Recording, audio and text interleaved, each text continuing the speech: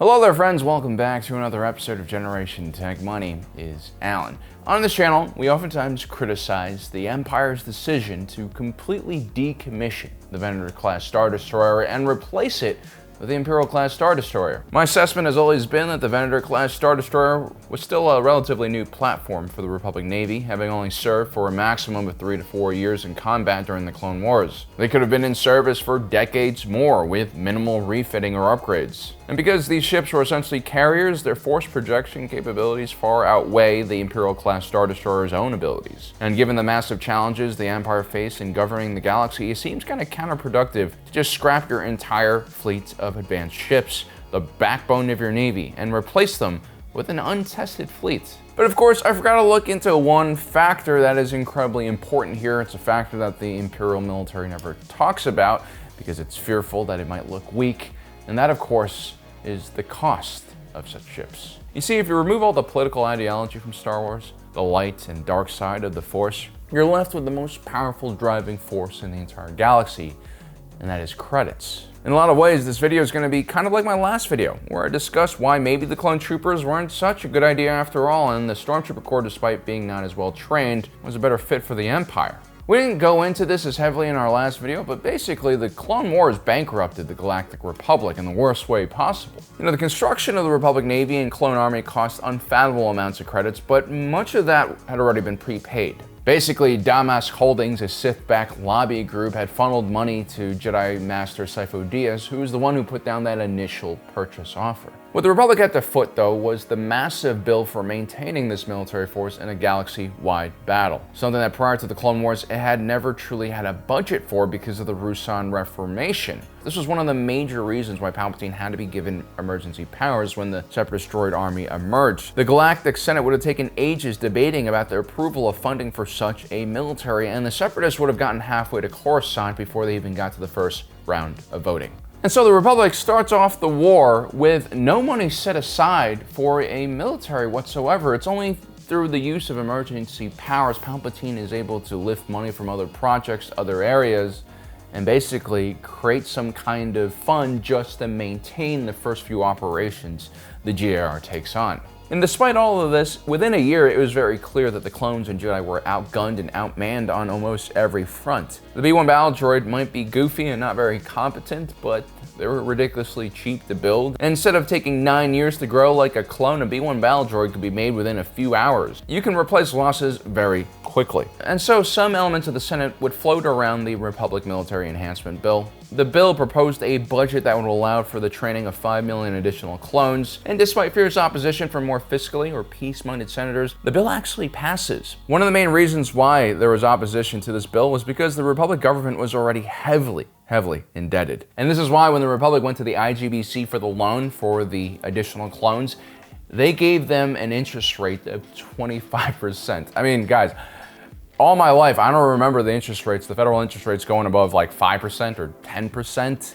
25% APR is like what you get on a credit card. It is just, don't do it. Don't borrow money at that rate. And let's say those 5 million clones cost the Galactic Republic like 1 million credits per unit to train. The total cost of this program would be around 5 trillion credits. At 25% interest, we're talking about 1.25 trillion credits in annual interest payments, which is just complete insanity. I mean, usually when you have a government which is forced to pay such high interest rates to borrow money, you have an economy that is dead in the water. There's just no ability to borrow money to start businesses anywhere. And with the Galactic Republic in the midst of a war with entire sectors blockaded by enemy warships, the high interest rates caused by this war will only further degrade the economic situation in the galaxy. And so taking this loan, that's kind of a last resort, total war kind of desperation move, and a lot of senators within the Republic didn't believe that that's where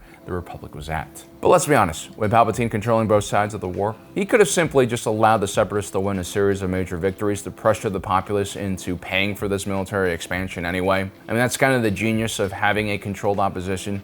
Struggle and conflict are natural in human order. There's no way to really stop it from happening. But by hijacking who was creating all that struggle and conflict within the galaxy, Palpatine essentially became all-powerful. Now, by the last year of the war, Palpatine would orchestrate instability within the IGBC and use it as an excuse to take over the banking system so that he could ultimately print his own credits and control the currency. And I'm sure at the same time, he also restructured a lot of the federal debt that the IGBC held and maybe made some more favorable payment schedules. And after all, in Palpatine's mind, he's going to be in power for like 10,000 years. With that type of longevity and long-term planning, you can really spread out payments. That, or he just completely wiped out the debt and claimed, that the Empire is a separate entity from the Republic.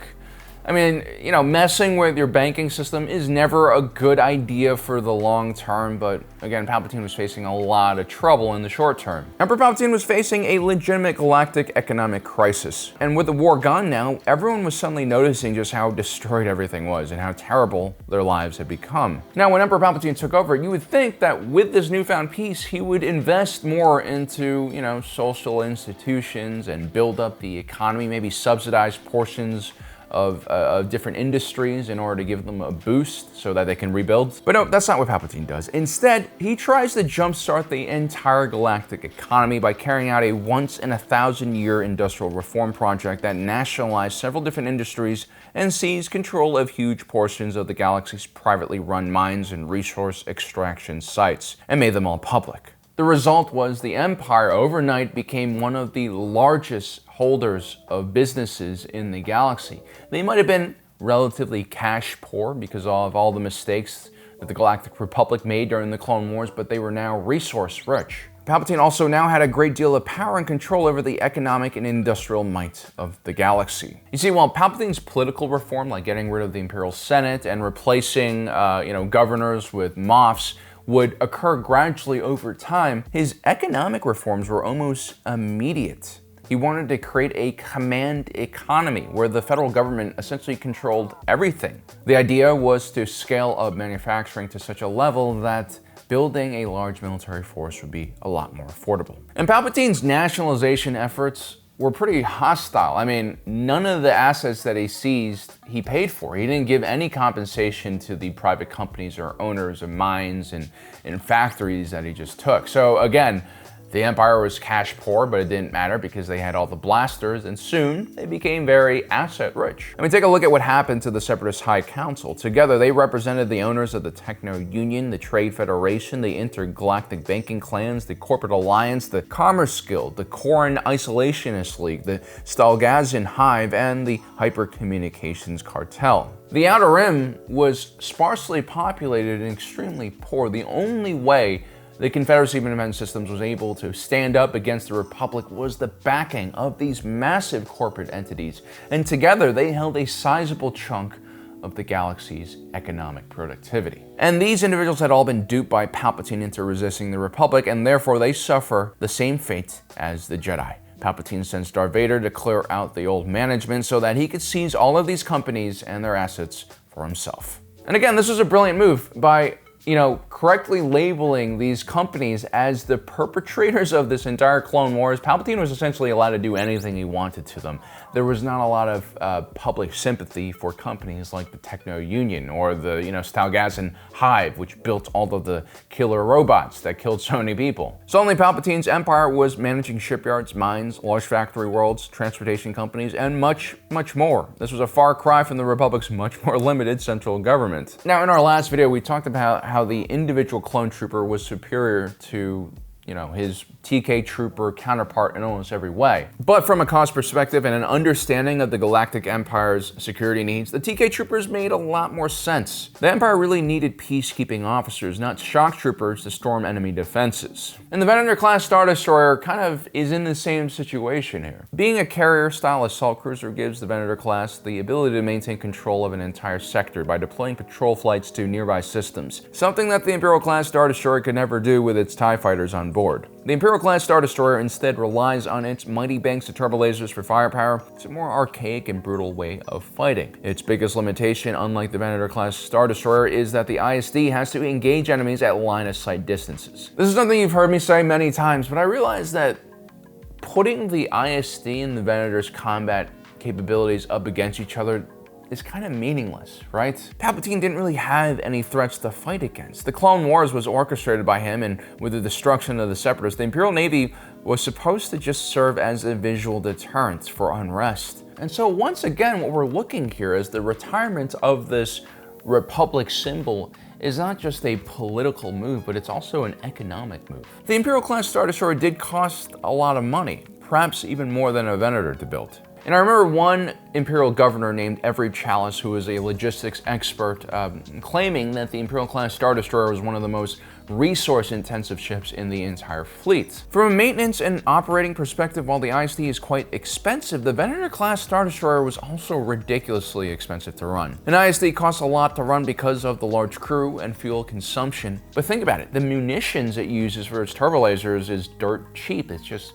gas. Turbo lasers require a lot of energy, but it's not like missile launchers where you need actual munitions being manufactured. Then you have the TIE fighters on board, which are some of the lowest maintenance starfighters ever created, thanks to the twin ion engine design that has 0 moving parts. None of those ships are hyperdrive equipped or have heavy weapons either. And so the real cost of the ISD, is two things. It's manpower and fuel. And these are two things that the Empire has a lot of and is more than willing to use. I mean, after all, what is the most dangerous thing left behind after a war? It's not an unexploded munitions, it's a lot of soldiers who now do not have a job. This is the situation that the Empire faced after the Clone Wars. Even the most powerful dictators cannot ignore military veterans, especially if they are well organized. You see, creating the Imperial military was not only a political necessity for his new order, but also an economic and social solution designed to make a huge portion of the galaxy more disciplined and enrolled within the Imperial system, where Emperor Palpatine can monitor and control every one of their movements. So when you take a look at a platform like the Venator Class Star Destroyer, it is basically the clone trooper of capital ships. It's excellent at its job, it goes above and beyond when it comes to capabilities, but ultimately it's probably too much of a ship for an empire that spends most of its time chasing down bandits and pirates. We're not exactly sure how much it costs to operate a Venator Class Star Destroyer, but I wouldn't be surprised if it costs more than an ISD. The ship might be smaller, but its design is very innovative and kind of crazy. For instance, it has this gigantic movable hangar door that stretches the length of the ship almost, which is close to 1,000 meters long. I mean, that's like having several retractable football stadium roofs stacked back to back, and those things cost each like, a few $100 million, and it costs them a few $1,000s every time they open and close it. This is a very serious piece of machinery, and it costs a lot to maintain, and each one of these Venator Class Star Destroyers had them on board. And this ridiculously large hangar door only exists because inside of a Venator is basically one large hangar and assembly area that can hold as many starfighters as a major airbase. The Venator Class Star Destroyer might have less firepower than an ISD, but it could carry on board in excess of 400 starfighters, along with entire squadrons of dropships, ATTE walkers, and thousands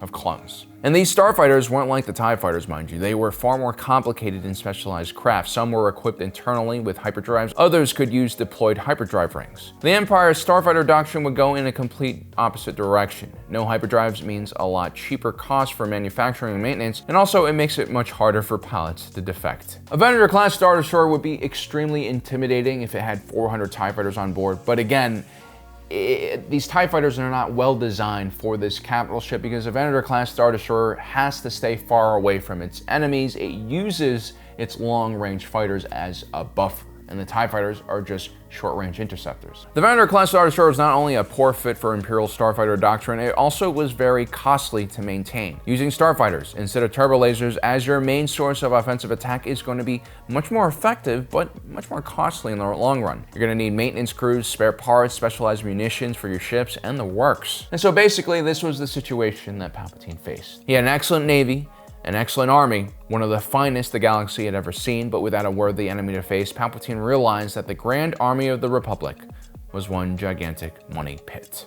The Empire could not afford to maintain a huge fleet of essentially aircraft carriers, especially when you had no enemies to fight. In Palpatine's mindset, credits are far better spent in building an entire new fleet. And that's because the construction of a 1.6 kilometer long Imperial Class Star Destroyer is essentially an economic stimulus. If your planet or local shipyard has been contracted to build just one of these things, or even subcontracted to build a component on one of these ships, you're looking at a ton of money entering the system. And that can lead to tens, if not hundreds of thousands of jobs and lift up entire regions from poverty. The Imperial Class Star Destroyer is not state-of-the-art. It relies on archaic technology and designs. What it is very intensive when it comes to resources and man-hours for construction, as we mentioned before, which makes you think that this project was most likely just a busy project to keep people occupied. It's essentially a fake job. You know, one time I was at the airport in Tokyo, Narita, and I was standing in the duty-free section. My wife was shopping.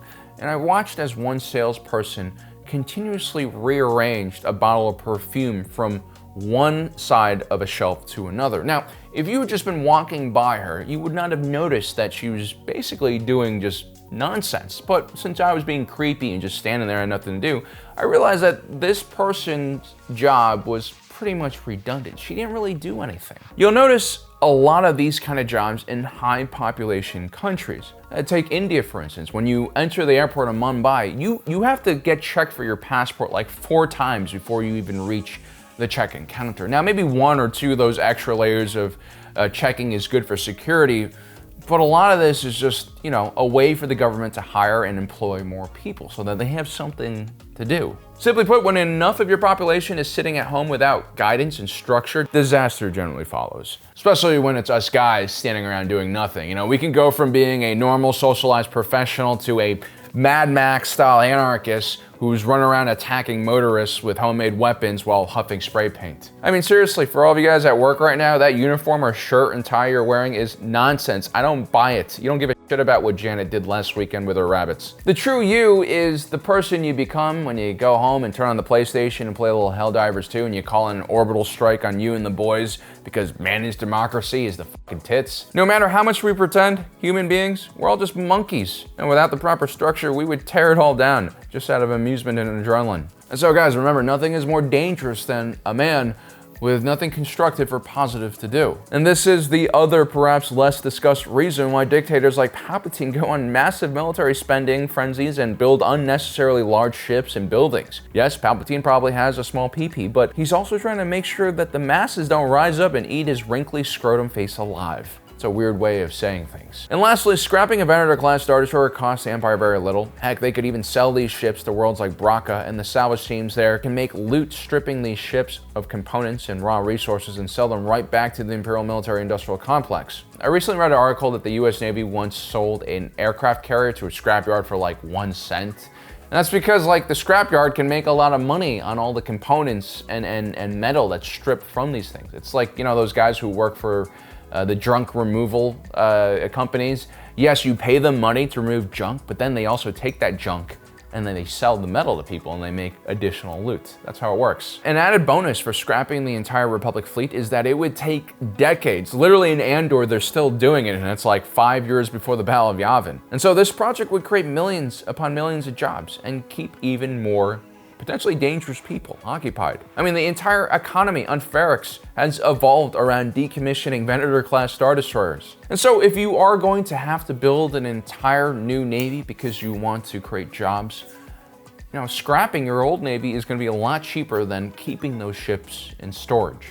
Right? I mean, how do you even store a 1,000 meter long vessel with a fusion reactor inside of it anyway? And so, as you can see, it wasn't really a military decision to replace the Venator Class Star Destroyer with the Imperial Class Star Destroyer. As a matter of fact, I'm sure the generals or the admirals in the Navy were pissed off when this happened. This is a complete financial and political move by Palpatine. It's another way he's managed to maintain power and control, and just shows us when Palpatine is really clicking, when he's forced to govern, he does an excellent job, or at least he knows how to manipulate things to create the outcomes that he wants. It's only when he gains complete control of everything that things begin to fall apart.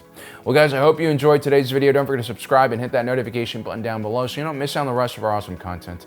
As usual, my name is Alan, reminding you that my allegiance is to the Republic, to democracy. I'll see you next time.